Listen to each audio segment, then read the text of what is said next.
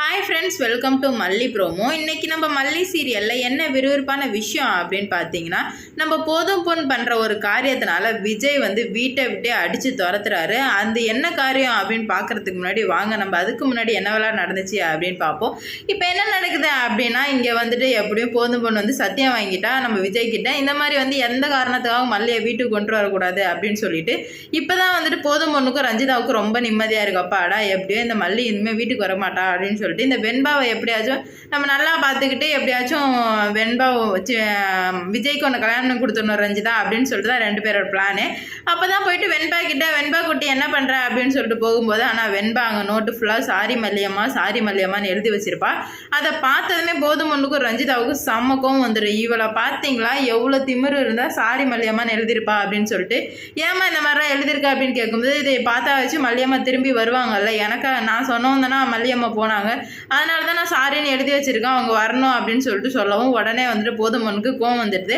அவள் பாதியில் வந்தவ தான் பாதியிலே போயிட்டா, இதுக்கு மேலே வரமாட்டா, இதுக்கு மேலே ஒன்று நாங்கள் தான் பார்த்துப்போம் அப்படின்னு சொல்லிட்டு சொல்லவுமே, ஆனால் வெண்பாவால் அதை அக்செப்டே பண்ண முடியல. இல்லை எனக்கு மல்லியம்மா மட்டும்தான் வேணும், மல்லியம்மா தான் வேணும், நீங்கள் யாரும் வேணாம் அப்படின்னு சொல்லிட்டு வெண்பா தன்னோட சோகத்தையும் கோவத்தையும் வெளிப்படுத்துகிறான். அந்த இதை பார்த்ததுமே போதும் பொண்ணுக்கு ரொம்ப கோவம் வந்துடுது.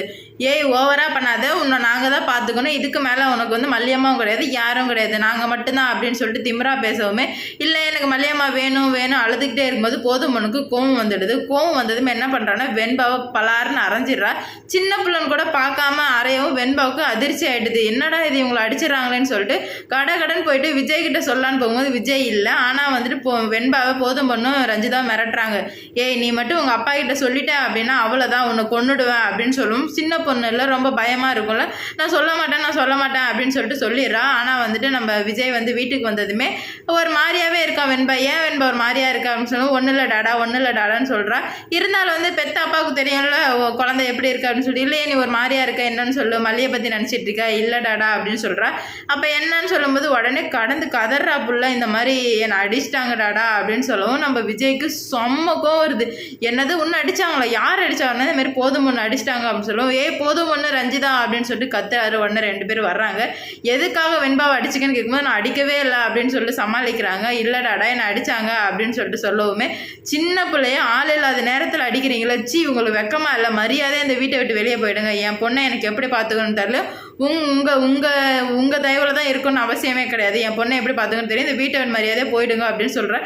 இல்லைப்பா தெரியாமல் பண்ணிட்டேன், இதுக்கு மேலே பண்ண மாட்டேன்னு சொல்லுவேன். இதுக்கு மேலே நான் உன்னை எப்படி நம்புறது, வெளியே போங்கன்னா வெளியே போங்க தான் அப்படின்னு சொல்லிட்டு விஜய் சொல்லவே போகவே இல்லை. ஆனால் ஒரு கட்டத்துக்கு மேலே கோவம் தரன்னு பிடிச்சி இழுத்துட்டு போய் வீட்டை விட்டு வெளியே வித்துறாரு.